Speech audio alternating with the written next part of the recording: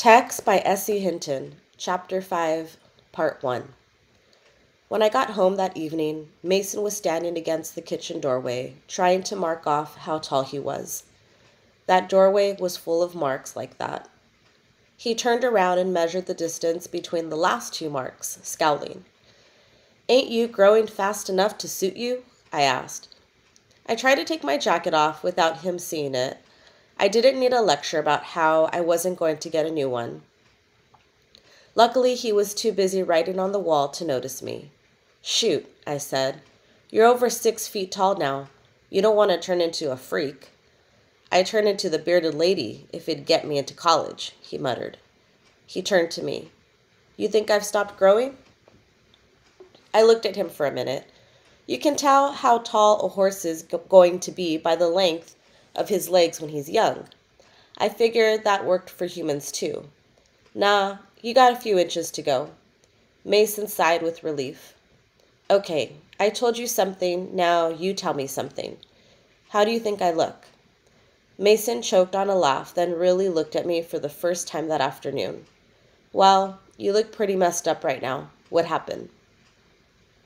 "I jumped the creek on Johnny's cycle and didn't land right. I mean, do you think I'm good looking?" "The creek? You jumped the creek? The same one Joe Taylor smashed himself up on?" "Yeah, but I made it okay." "You hair-brained idiot. You're not going to make it to 16 if you keep doing dumb—" Okay. But Mace, just imagine, man, how it's going to freak everybody out at school that I jumped the creek and made it. They are going to go nuts. I was thinking about what Jamie would say. She already thought I was cute. Dumb word, but girls used it. I am the one who is going to go nuts. God damn it, Texas. You could have ended up in the hospital for the rest of your life.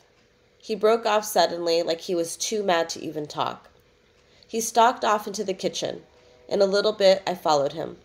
"Hey, look, I won't do it again, okay?" I said. "No, but you'll do something else just as stupid. Sometimes I don't even know why I try." A flinch ran across his face. I slunk off into the bathroom to wash up. I really didn't mean to get Mason upset like that.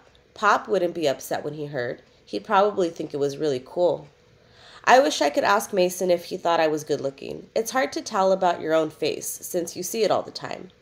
I do have really good hair. It's probably my best point. It's a light, bright gold brown, the same color as my eyes. Its sun bleaches even lighter in the summer. I stared at the mirror, trying to see what somebody else would see if they didn't live in that face. A chipped tooth. That scar over my left eyebrow that Mason had given me. I have kind of a bony face, like Mason, but where he looks like a proud hawk, I look more like a surprised antelope. I've taken too much razzing about my dimples not to know I have them, but I can't tell if they're a good thing to have or not. Nobody's going to mistake you for Robert Redford, if that's what you're worried about. Mason's voice made me jump. He wasn't sitting on the bed changing into his jogging tennis shoes. He was sitting on the bed, changing into his jogging tennis shoes. I felt myself get red. I ain't worried about it. "You ought to get your hair cut." Mason had cut his short last summer, and now a lot of kids in his class started cutting their hair shorter too. If Mason wore a pickle behind his ear, there's people who do that too. I can tell he gets a kick out of that, even though he never says anything about it. Jamie likes my hair just like it is. Mason raised his eyebrows, but didn't say anything. He looked like he was pretty much over being mad at me. "I'm going into the city Saturday," he said. "You need anything?" "Hey, I want to go too," I said. "Come on." Okay. But you'll have to get up early. I got a 9 o'clock appointment." "Sure," I said, thinking about how I could talk him into letting me drive some. Mason wasn't too bad about letting me drive. Not bad at all, considering I didn't even have a beginner's permit. But right after jumping the creek wasn't the right time to bring it up. I let him drive in and pester him to let me drive back. He'd probably be ready to let me. City traffic always made him nervous. It didn't bother me none. "Maybe we can go to a movie," I said, getting excited. I hadn't been to the city for months except for going to the fair. "Maybe," Mason said. "At McDonald's." "Sure," Mason said. "Sure." Saturday morning, I got up even earlier than Mason. It was pitch black outside. He was awake, but he didn't seem to be in any big hurry to get up, which was funny after the way he'd pushed me to bed the night before, carrying on about how he couldn't be late. I wasn't sleepy like I was on school days. I fixed some coffee and scrambled eggs and burned 3 pieces of toast before I finally gave up on it. I heard Mason splashing around in the tub, but I'd taken a bath the day before. I wasn't about to take another one. "Hey, let's go to West Mall," I said, as Mason came into the kitchen. West Mall was a neat shopping center, all enclosed like a giant cave.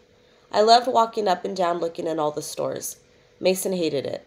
He always said the place made him feel like a hick because he couldn't afford to buy one single thing there. That wasn't true. There was a big discount store at one end of the mall where we'd bought jeans and shirts and stuff lots of times. Mason could get the weirdest ideas in his head. "Sure enough," he said, "I don't want to." When I opened my mouth to argue, he went on, "You can go by yourself while I'm at the hospital." "What are you going to the hospital for? Visiting Charlie Collins?" I figured Charlie might be recommending him to some college or something. Charlie knew a lot of people. "I'm going in for some tests." For a second, I thought he meant tests like school tests. Then I realized he meant tests like a doctor gives you to see what's wrong. I set my coffee down so hard it splashed out and burnt my hand. Mason got up and started washing the dishes. He hadn't eaten a bite of anything. I just sat and stared at him, my insides quivering. Finally, he looked over at me. "Good God, what's the matter? Is it cancer or something?" I asked shakily. We didn't watch much TV, but it seemed like every day at school all the girls would be talking about some show where somebody, some kid or football player or hippie person was dying of cancer. "It was so sad," they'd say. I just cried. Anyway, I knew sometimes people went into the hospitals and never came out. What if Mason was dying? "Tex," he laughed. "It's not cancer. At least I'm pretty sure it's not. I better check it out." I just looked at him. Maybe he was putting up a front. He never could stand anybody feeling sorry for him. "Yeah?" I said. "How sure?" "Well, Charlie didn't think it was serious. He set up my appointments for me." And when I didn't look convinced, he said, "I don't lie to you, remember?" I licked the back of my hand where the coffee had made a big red blotch. Maybe it wasn't serious. He looked healthy enough. A little on the lean side, but I was too, and there sure wasn't anything wrong with me. "If you ain't sick, why ain't you eating anything? It ain't bad cooking, for me." Mason shook his head. "I'm not supposed to eat anything until the tests are done. Come on, get your teeth brushed. It's time to go." It looked like everybody in the county decided they had to be in the city by 9 o'clock. Pretty soon Mason was gripping the steering wheel so hard his knuckles turned white. Then he was either muttering to himself or hollering out the window. Being a jock, he knew some good things to holler.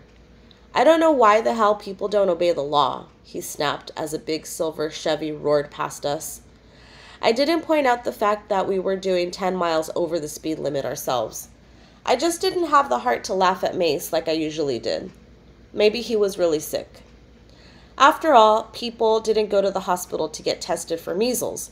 If Pop knew Mason was sick, he'd come home. He'd do anything for Mason.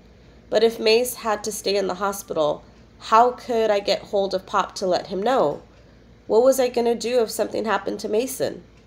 I stared out at the oncoming cars. "Mace," I said, struck by a thought, "did you ever think that all those people in those cars have a whole separate story to them? That it's just as important to them as our stuff is to us, and we don't know anything about it? Maybe sometime we'll run across somebody and 2 years ago they were driving past us on the highway and we never knew it. Like sometimes we meet people and bump off of them and never see them again and we never know why paths cross."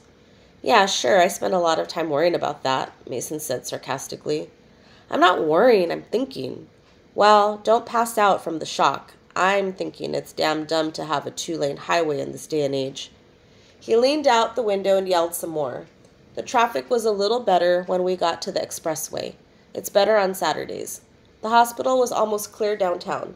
Mason was in a real sweat by the time we got there. He pulled down a side street and parked.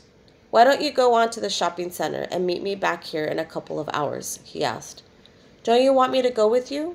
No, he said bluntly. How come? My voice was rising. You don't want me to know you got something serious, right? That's it, ain't it? Mace reached over and patted my shoulder. Calm down. It's just that I'll have to be doing a lot of waiting around, and it'd get on my nerves to have you fidgeting around with me. You don't sit still easy, you know. He got out, and I slid over to the driver's seat. Mace? Come on, kid. I'll be okay. Look, be careful, and don't drag race. Okay. And don't lose the car. Once we had lost the car at West Mall because the parking lots were so big, we thought for an hour it'd be stolen, when it was just parked on the other side of the mall. I'd have to make sure of which door I went in. Okay, I said. You want me to get you anything while I'm there? Oh, sure, May said. Here's my American Express card. Get anything that catches your fancy. Then he turned around and walked toward the hospital. I watched him for a minute, then started up the truck and drove off. I got to the mall without any trouble, except I sort of ran a stoplight, but I didn't get caught. Most of the stores weren't open yet, so I walked up and down looking in the windows. After an hour or so, it started filling up with people, but I still felt kind of lonesome. It was weird being lonesome in a place full of people. I never get lonesome out hunting or fishing by myself. I try not to worry about Mason. I went into the bookstore to see if they had a copy of Smokey the Cowhorse in paperback, but they didn't. I spent a while looking at the books anyway. I like to read okay, but I just never seem to have time for it. Then I went into a jean shop. I can't believe people buy jeans already faded, when just a month out riding in them will do a plenty good job. If you can help me, I'll let you know, a voice said. Okay, I said absently. Then realized that wasn't how the sentence was supposed to go. I looked at the sales girl. Sorry, she smiled. I just get tired of saying the same thing all the time. Anyway, I wanted to see if you were paying attention. I was now. She was really cute, with gold hair and big light green eyes and the neatest gold freckles all over her face. She was maybe a year older than me. Would you like to try on some jeans? Oh, no, I'm just looking, I said. Somehow the thought of picking out jeans with the girl sales clerk was kind of embarrassing. Then I felt dumb. I must look really dumb. Maybe this was why Mason hated going into stores. They made you feel dumb. I turned around and nearly knocked over a rack of shirts. I set them up and hurried out. I heard her say to another sales girl, I knew that kid wasn't going to buy anything. Yeah, but he was a foxy little devil, wasn't he? The other one said. I was so confused I couldn't see straight and almost knocked down an older lady carrying a bunch of sacks. I hate getting embarrassed. The more you think about it, the worse it gets. I stopped at the snack bar to get a Coke to cool off. That sales girl was kind of cute too. I couldn't figure out why girls were getting so cute lately. Last year, they hadn't been so great. I sat down on the edge of the indoor fountain and tried to calm down a little. I couldn't go charging around knocking things and people over. That would really look dumb.